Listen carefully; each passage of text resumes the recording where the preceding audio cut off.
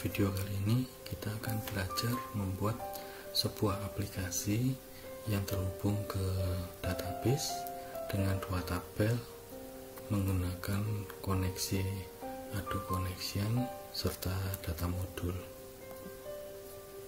Mula-mula kita buat sebuah aplikasi.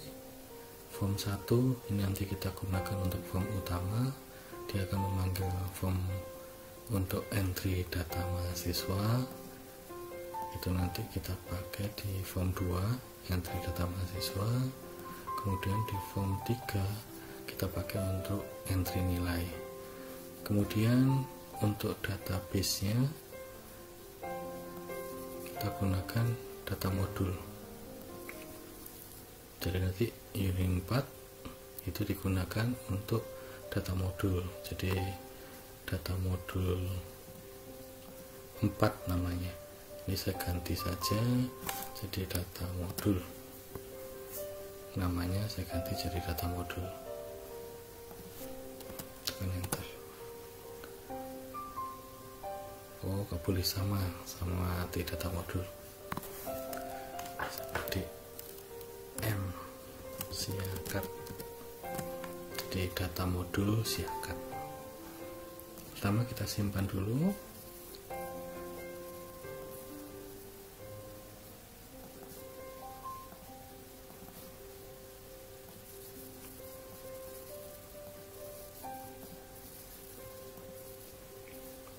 Oke, sudah kita simpan, coba di running, sudah jalan. Kemudian kita siapkan database nya tadi, saya cut, saya masukkan ke debug base. Database yang saya pakai di sini adalah database yang dipakai di tugas-tugas sebelumnya, yaitu ada tabel mahasiswa, tabel nilai. Jadi database ini tetap kita pakai yang itu. Kemudian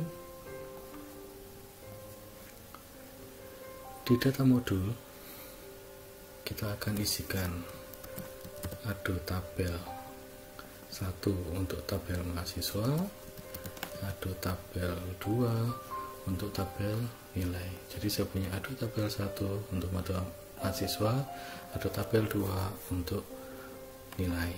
Kemudian saya butuh data source 1 untuk ada tabel 1, data source 2 untuk ada tabel 2. Biasanya yang kita lakukan adalah kita koneksikan ini sama ini menggunakan connection string, tapi kali ini kita gunakan Adobe Connection. Jadi saya punya satu Adobe Connection, nanti ini akan kita konekkan ke database. Adobe tabel 1 sama Adobe tabel 2 koneksinya menggunakan Adobe Connection. Kemudian data source 1 ngambil datanya dari tabel 1, data source 2 ngambil datanya dari tabel 2. Jadi data source 1 saya ngambil datanya dari Adobe tabel 1, data source 2 ngambil datanya dari Adobe tabel 2. Adobe tabel 1 connectionnya bukan connection string, tapi connectionnya menggunakan Adobe Connection 1, menggunakan Adobe Connection 1. Jadi dua tabel ini kita nggak usah konekkan. Nanti yang perlu dikoneksikan adalah Adobe Connection. Connection stringnya kita buat tetap seperti kemarin.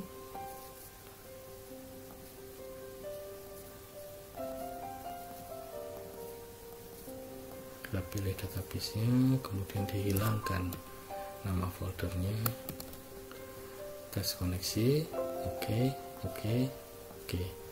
Kemudian di sini login prompt-nya kita false-kan supaya kita tidak ditanya login waktu connected true. Jadi ini sekarang sudah connect ke database.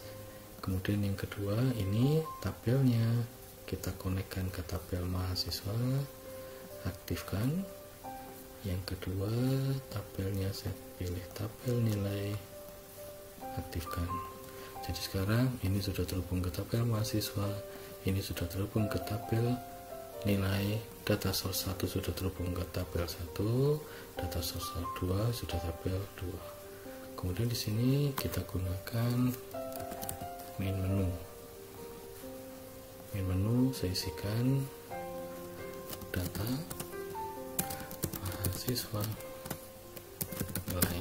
Anda boleh tambahkan shortcut nanti. Double klik di tabel mahasiswa, saya akan panggil form 1. Jangan lupa use unit 2, tempatnya form 2.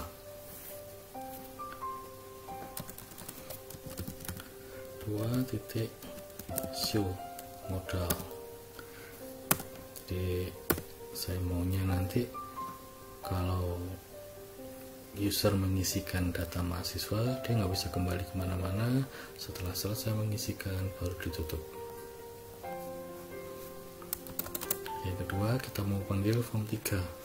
Kita kenalkan lagi use unit 3. Oke. Jadi sekarang unit 2, unit 3 sudah ditambahkan di uses.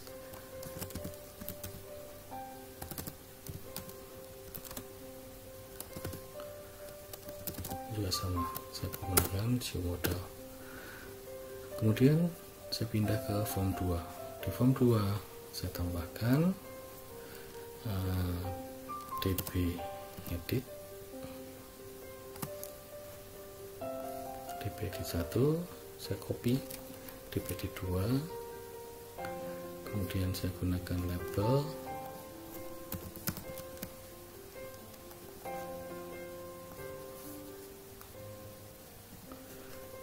name, caption,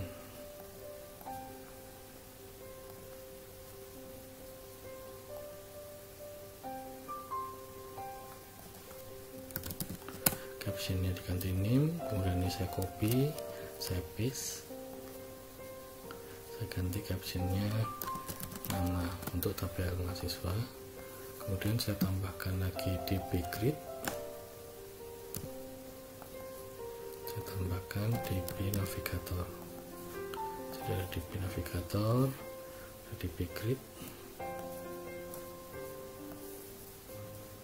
kemudian kita blok semuanya, empat-empatnya.